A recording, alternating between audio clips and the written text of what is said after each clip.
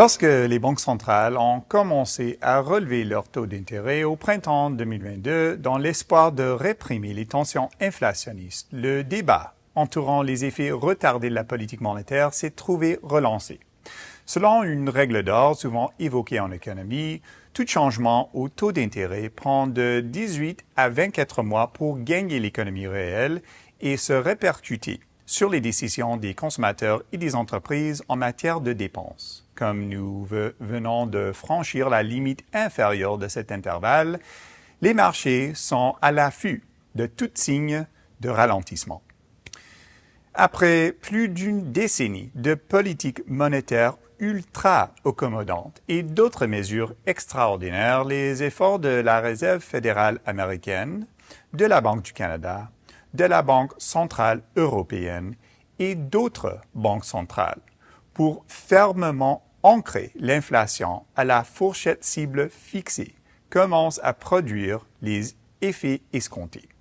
Ces efforts ont grandement contribué à lutter contre l'inflation, certes, mais ils devraient peser lourdement sur la croissance au cours des 12 prochains mois. Des signes de repli se manifestent déjà dans le marché de l'emploi, et ce, malgré son étonnante résilience depuis le début de l'année.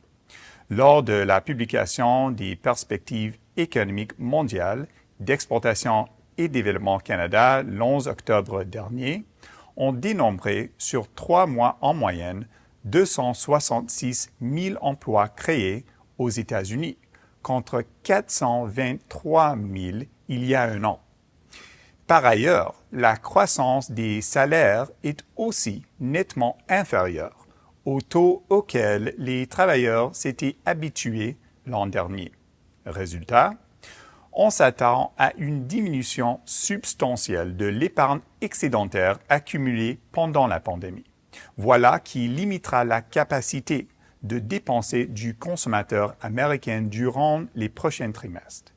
Les services économiques de DC prévoient que la croissance du PIB américain passera à 2% en 2023, puis glissera à tout juste 0,6% en 2024.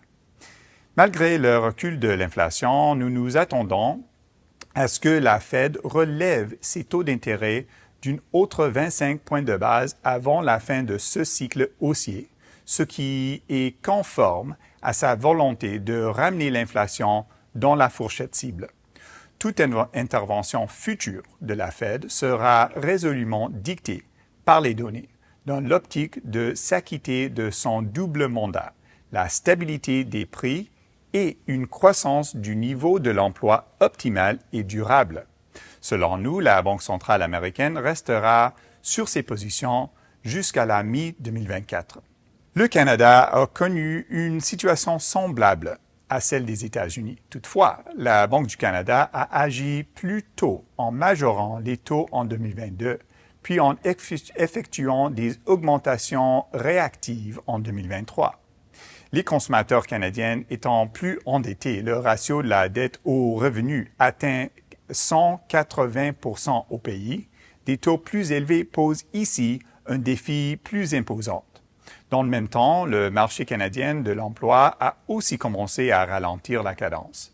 Le tassement de la demande intérieure et le repli de la croissance chez notre principal partenaire commercial se traduiront par une croissance de 1,3% en 2023, puis de seulement 0,6% en 2024.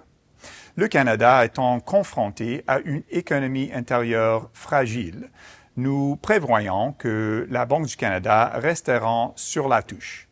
Le fléchissement de la croissance aidera à atténuer les tensions sur les prix. Dans ce contexte, l'inflation devrait redescendre à la limite supérieure de la fourchette cible d'ici la fin de 2023. À l'image de la Fed, la Banque du Canada devrait attendre à la mi-2024 pour amorcer la réduction graduelle de son taux directeur, soit au moment de la stabilisation des tensions inflationnistes. D'après nous, face à la devise américaine, l'UARD s'échangera en moyenne à 75 cents en 2023 et à 76 cents en 2024. La Chine doit s'acquitter à des défis bien différents. Après une normalisation rapide de son activité au lendemain de la réouverture de son économie, le pays subit les effets persistants du ralentissement de son secteur immobilier, qui représente près d'un tiers de son économie, d'une confiance en berne, d'un chômage record chez les jeunes et d'une détente de la demande du côté des exportations. Nous estimons peu probable que le gouvernement adopte d'importantes mesures pour stimuler l'économie, vu les forts endettements des administrations locales et la réticence à continuer de financer la croissance par le crédit. La croissance du PIB devrait donc rester inférieure à sa cible déjà réduite qui avoisine 5%, soit à 4,8% en 2023 et à 4,4% en 2024. Comme la Chine contribue à environ 40% de la croissance mondiale depuis 15 ans, sa piètre performance freinera la croissance dans d'autres économies. C'est le cas dans la zone euro. L'élan se limitera à 0,7% en 2023, puis à 1,1% en 2024. La performance de l'Allemagne, première économie de la zone, pèse considérablement sur les perspectives alors que le pays s'efforce d'éviter la stagnation. La BCE aura fort à faire pour concilier la nécessité de gérer les tensions inflationnistes persistantes et la faiblesse soutenue de l'activité économique à l'ensemble du bloc. Nous nous attendons à ce que Francfort maintienne son taux directeur inchangé jusqu'à l'automne prochain. Le fléchissement généralisé de l'activité dans une bonne partie de l'économie mondiale plombera la demande pour les principaux produits industriels de base et impactera les cours d'une grande partie du complexe de matières premières. Les cours pétroliers resteront instables étant donné que l'OPEP+ cherche à compenser la contraction de la demande en gérant les approvisionnements.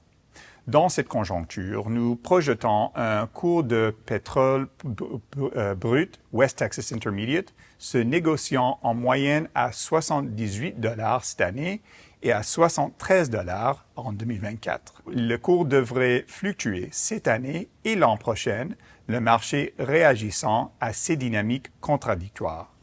Conclusion, les répercussions des multiples hausses de taux par les banques centrales sont ressenties de façon très concrète en Amérique du Nord, en Europe et à l'ensemble des autres grandes économies. Pour sa part, l'économie chinoise doit composer avec plusieurs défis, certains de nature cyclique et d'autres de nature plus structurelle. Compte tenu de tous ces éléments, nous projetons une croissance de l'économie mondiale ni trop tonique, ni trop apathique, de 2,9% en 2023, puis de 2,7% en 2024. Cette semaine, nous tenons à remercier chaleureusement Ross Persakowski, directeur de l'équipe des renseignements sur les secteurs et les pays d'EDC, pour sa contribution. Et n'oubliez pas que votre avis est très important pour les services économiques d'EDC. Si vous avez des idées de sujets à nous proposer, s'il vous plaît, n'hésitez pas à nous les communiquer et nous ferons de notre mieux pour les traiter dans une édition future. Merci et à la prochaine.